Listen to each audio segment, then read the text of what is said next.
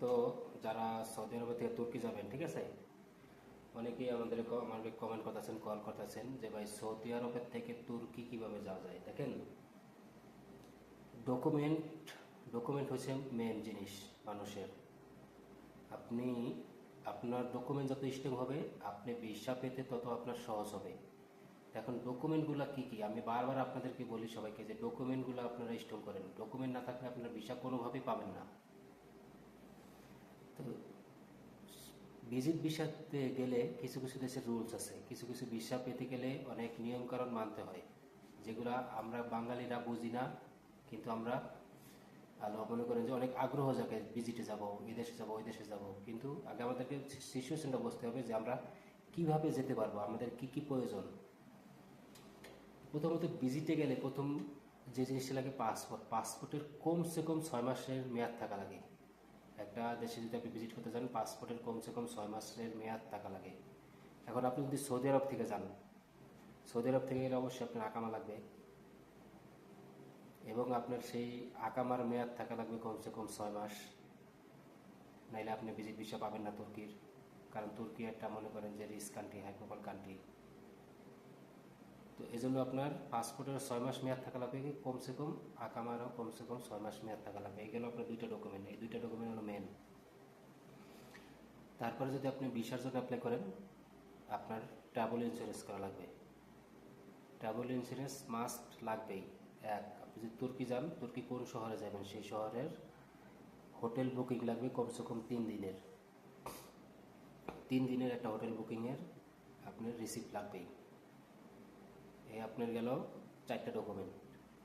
তারপরে আপনার কি লাগবে, আপনি কি জন্য ভিজিট করতে যাবেন, আপনি কে, আপনার কি পরিমাণের টাকা আছে, একটা ব্যাঙ্ক স্টেটমেন্ট আপনার দেখান লাগবে।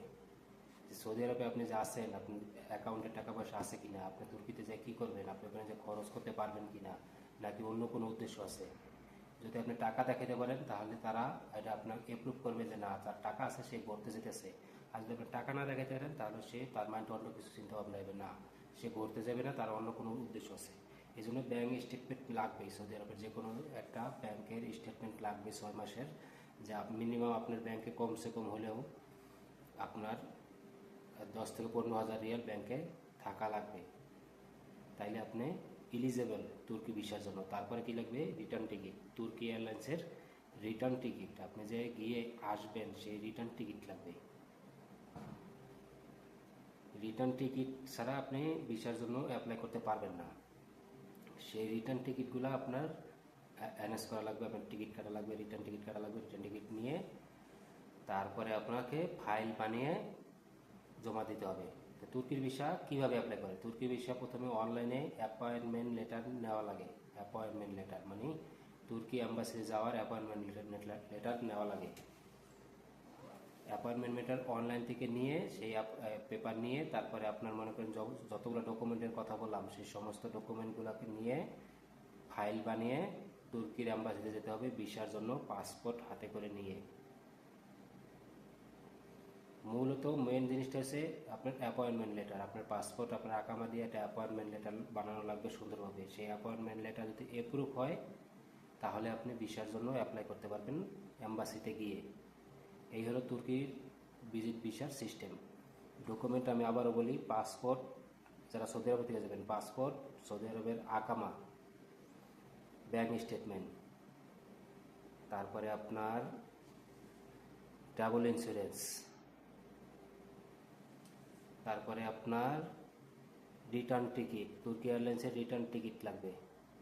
এই 5-6টা ডকুমেন্ট নিয়ে তারপরে আপনার অ্যাপয়েন্টমেন্ট লেটার নিয়ে আপনার তুর্কির অ্যাম্বাসিতে যেতে হবে। তুর্কির অ্যাম্বাসিতে গিয়ে তারপরে ভিসার জন্য অ্যাপ্লাই করতে হবে। ভিসার ফিস হচ্ছে 550 ইউরো। ভিসার ফিস, ভিসার ফিস কম, সব দেশে ভিসার ফিস কম, ঠিক আছে, ভিসার ফিস অত বেশি না। কিন্তু প্রসেসিং জিনিসটা হলো মেন। প্রসেসিংটা কথা স্ট্রংভাবে, যত বেশি স্ট্রং করতে পারবেন, তত বেশি দ্রুত আপনার ভিসা পাওয়ার চান্স বেশি থাকে। তো আশা করি বুঝতে পারছেন যারা তুর্কি যাবেন। তো ধন্যবাদ, ভালো থাকবেন, সুস্থ থাকবেন, আল্লাহ হাফেজ।